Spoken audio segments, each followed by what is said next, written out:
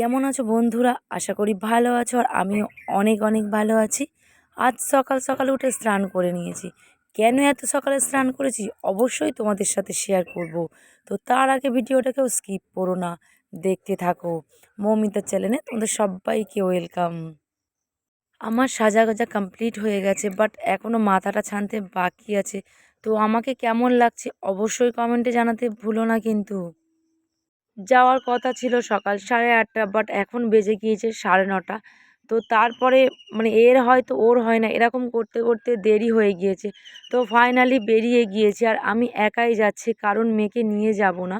মেয়ের নাচের ক্লাস রয়েছে, মেয়ের প্রোগ্রাম আছে, তো তার জন্য ওকে বাড়িতে রেখে যাচ্ছি। আর আজও আছে ওর নাচের ক্লাস, তো তার জন্য ওকে নিয়ে যায়নি।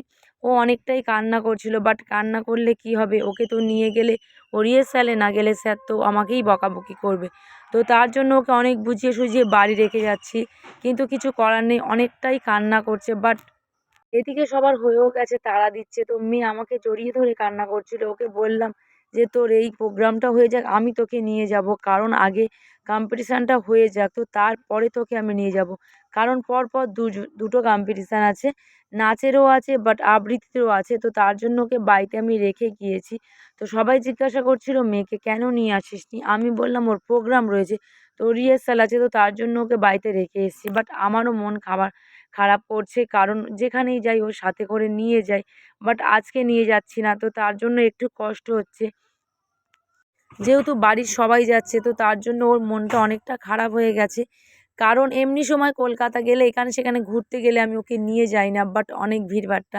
আর এখন ও অতটা বায়নাও করতো না, বাট এখন বাড়ির যেহেতু সবাই যাচ্ছে, তো তার জন্য ও একটু কান্না করছে। ওকে অনেক বুঝিয়ে তাড়াতাড়ি করে ঘর থেকে বেরিয়ে গিয়েছি, কারণ আমি যতটাই লেট করব ততটাই ও আমার দেখে আরও কান্না করতে শুরু করবে। তো তার জন্য ওকে বাড়িতে রেখে তাড়াতাড়ি করে বেরিয়ে পড়েছি।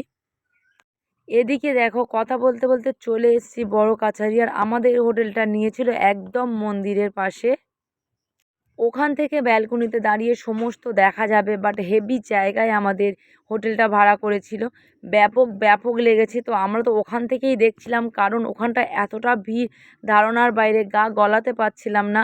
তো ওপর থেকেই আমি দেখছিলাম যে এত সুন্দর। আর কয়েকদিন আগে এই মন্দিরটা পাশটাতে পুড়ে গিয়েছিল, অনেকটাই পুড়ে গিয়েছিল, দোকান টোকান সমস্ত পুড়ে গিয়েছিল। বাট এখন আবার নতুন করে তৈরি করেছে। আর এদের মানসিক ছিল জোড়া গোপাল, তো তার জন্য এরা মামা বাড়ি থেকে একটা গোপাল দিয়েছে, আর ছেলের বাড়ি থেকে একটা গোপাল দিয়েছে, দুটো গোপাল এনেছে দুদিক থেকে। আর বাট মন্দিরটা দেখো, এত ভিড় এত ভিড়, গা গোলাতে পারছি না। বাট আমি ব্যালকনির ওপর থেকেই দেখছিলাম, কারণ সামনে গেলে এখন এতটাই ভিড় আমাকে মনে হয় চিঁড়ে চ্যাপ্টা করে দেবে, তো তার জন্য ওপর থেকেই দেখছিলাম। বাট নিচে নামবো যখন একটু ভিড় হালকা হবে, নেমে আমরা পুজো দেবো, কারণ এই মন্দিরটা আগে 3 পাক ঘুরবো, তারপরে আমি পুজো দিতে যাব। এখানে এসে আমার মনটা একটু খারাপ হয়ে গিয়েছে, কারণ মেয়েকে নিয়ে আসিনি, যেহেতু বাড়ি থেকে বেরোনোর আগে অনেকটাই কান্না করছিল, তো তার জন্য গাড়িতে আস্তে আস্তে মন খারাপ হচ্ছিল। বাট এখানে এসেও মনটা খুবই খারাপ, যখন সবাই জিজ্ঞাসা করছিল যে তোর মেয়েকে কেন নিয়ে আসিসনি, তোর মেয়েকে কেন নিয়ে আসিনি, তখন আমার মনটা আরও বেশি খারাপ হয়ে গিয়েছিল। কারণ এখানে আনাটা খুব আনলে ভালো হতো, বাট কী করব, ওর প্রোগ্রাম পড়লে আমার তো কিছু করার নেই। আমি ওকে বললাম অন্য কোনো দিন একদিন নিয়ে আসবো, বাট আবার কবে যে যাওয়া হবে তার কোনো ঠিক নেই। যেহেতু আমার বাবার আদি বাড়ি এই জায়গাটাতে, এর কিছুটা আগে আদি বাড়ি পড়ে, বাট খুব একটা আসা হয় না, যেহেতু মেয়ের পড়াশোনার চাপ আছে, তো তার জন্য আঁকতে যায়, আবৃত্তিতে যায়, নাটকে যায়, সমস্ত এগুলো করতে করতে বাট খুব একটা ওর যাওয়া হয় না। তো ওকে আমি একদিন এই মন্দিরটাতে নিয়ে আসবো। দিদিও বলল যে একদিন ক্লাসটা কামাই হতে হতো, তুই ওকে আনতে পারতিস। আমি বললাম না রে, কালকে প্রোগ্রাম আছে, বাট আজকে এনে ওকে কি করব। আজকে না রিহার্সালে গেলে স্যার একটু বকাবকি করবে। তো বকতে বকতে আমি বললাম যে চল, এবার ভিড়টা কমেছে, আমরা পুজোটা দিয়ে আসি। বলে চলে এসেছি ফার্স্ট পুকুরেতে, কারণ জিজু চান করছিল, আর আমরা একটু হাত পা ধুয়ে মাথায় জল ছিটিয়ে দিচ্ছিলাম।